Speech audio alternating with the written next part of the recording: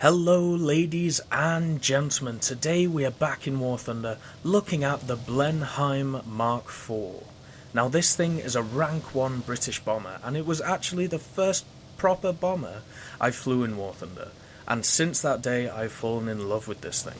At the moment it has a battle rating of 1.7, so at maximum you're going to be coming up against planes which are around 3, which means lag 335s, maybe Yak 1Bs, stuff like that. But because this is a rank 1 British bomber with a low battle rating, most of the time you will actually be coming up against biplanes and stuff like that. So let's look at the armaments of this thing. It has a 7.7mm Browning machine gun mounted on the wing of the aircraft, and you can actually control that while flying.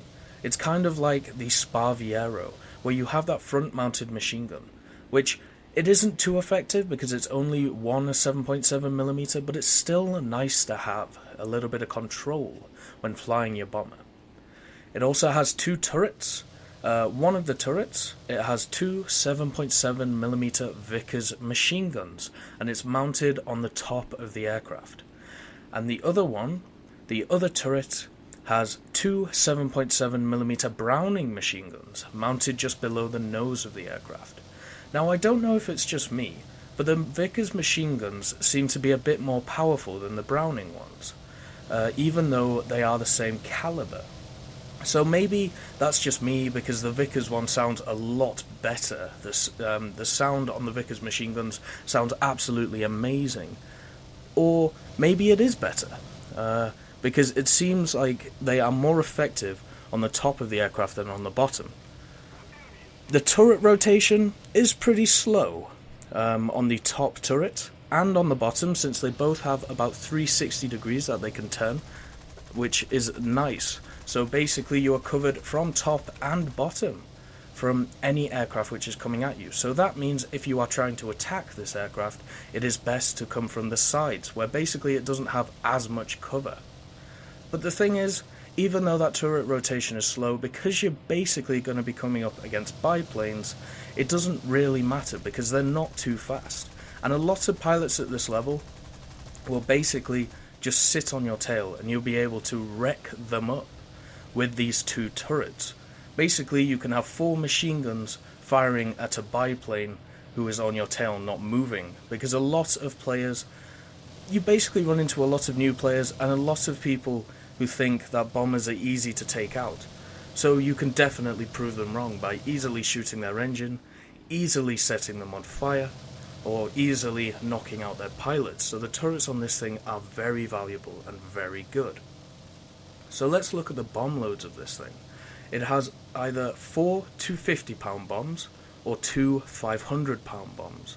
Now I always go for the 4 250-pound bombs, because you won't find a target at rank 1 which cannot be taken out by a 250-pound bomb, which would be taken out by a 500-pound bomb, because you don't have stuff like zones in this game.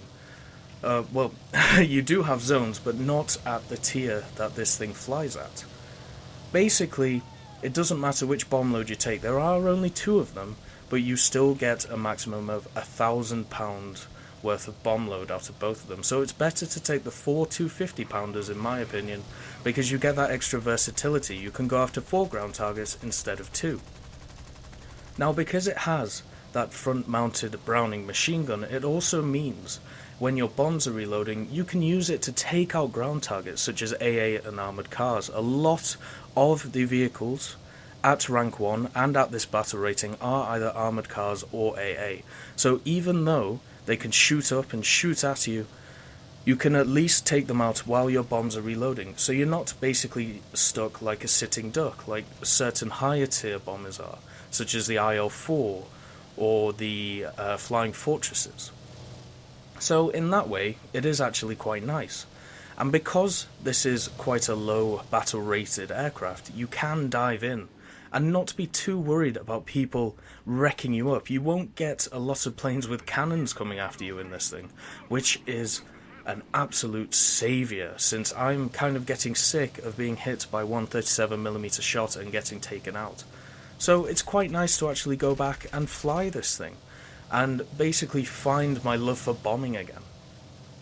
Another great thing about this bomber is that you can use it in so many different ways. If you want to go high altitude bombing, you can do it with ease because nobody really climbs at this tier. So basically you can be left alone, have a nice peaceful match and get some ground targets. You can also be a dive bomber, which I would completely recommend over the other one, because you have that front mounted machine gun. And as you can see in this video, while my bombs are reloading, I can take out AA and armoured cars with that. It does take a while because you only have one machine gun, but still, it's still effective and it's still useful to have, which is why I also really enjoy flying the Sparviero. What I would say about this bomber is that it is great for newcomers. It's a great beginner bomber to start understanding how to use bombers, kind of like how the Hurricane Mk I is for learning how to fight in fighters. This thing, it's how to learn to bomb in bombers, to be honest. It has an okay bomb load, it has some nice turrets, which give you some cover, and will actually get you quite a lot of air kills, because a lot of planes at this tier do not have a lot of armor, and it's quite easy to pick them off. And because they will basically be flailing at you and shooting into your tail, you can easily get at least some shots off into them, and also because it has two pilots, it's quite hard to knock out the pilots, because they are at the front of the aircraft and they're pretty well into it, if you know what I mean. There's no easy way of attacking it without getting shot by any of the turrets, except if you come from the sides and you're lucky enough that the turrets are looking the wrong way. And flying this thing is a dream. It is kind of as simple as that. It is brilliant to fly, very manoeuvrable for a large aircraft, which was quite a surprise to me when I started flying it. And also you can do stupid things like loop-de-loops, and you can actually get on fighters' tail. If you see your teammates in trouble with some fighters, you can engage and either soak up bullets, use your two turrets, or even use that forward-facing machine gun. It is absolutely brilliant at silly little things like that, stuff that you wouldn't see other bombers doing. This thing is good at. It is actually okay as a heavy fighter in a way. Even though it doesn't have the weapons for it, it has the armor, and it has the twin engines. If one engine gets knocked out on this thing, you can still fly very easily in arcade, which is brilliant. And it seems to keep a lot of speed compared to a lot of other bombers at this tier. The Swordfish kind of sucks when you do a huge turn. The Ju-87s are just a joke when you try and turn in them. You lose all of your speed. Where this thing, it seems like even if you gain speed while going in a turn, it's a brilliant aircraft. It has everything you would want in a bomber at lower tiers. It has speed, it has maneuverability, it has versatility with its bomb loads, it has that machine gun and its turrets. The only thing I would criticize it for is I wish it had a different variant, something like it could carry maybe 10 50-pound bombs, because a lot of targets you are going to be diving on them anyway, so accuracy isn't that much of a problem when you're about, well, 20 meters above the damn thing. But also, only having 4 bombs kind of limits you in a way. But it is made up because you have that machine gun. It is a perfect bomber at rank 1. It's much better than I believe anything else that is out there at rank 1. But the problem is, at rank 1, a lot of the targets can be destroyed by fighters, so you may get a lot of games where you feel like you haven't contributed enough being a bomber, because a lot of the ground targets are destroyed by the aircraft, and a lot of players at these low tiers seem to go after ground targets first. They go for the objective first instead of going after players, which is good, because to be honest that's exactly what you should do, but that doesn't mean you can't do well in this thing. In this map, Berlin suburbs, sometimes you actually have heavy tanks on each side of this rank. So this is where the Blenheim basically wins out, because it has that bomb load, which a lot of tier 1 planes don't have. It is a bomber by right. It's as simple as that, really. It has the twin engines, it has 2 brilliant turrets.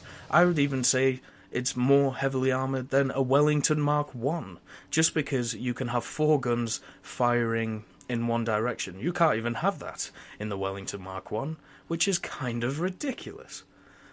But, as I said, this thing is a beautiful bomber. And if you were new to bombing or thinking of trying to not fly your fighters and have a bit of a change, I would definitely start off with the Blenheim. Start off with it and then go into the Beaufort and then the Wellingtons and have some fun. Because the British bombers in this are definitely seen as bad, and I completely disagree.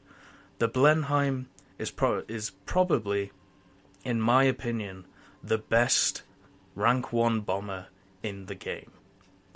So, thank you for watching, and have a great day.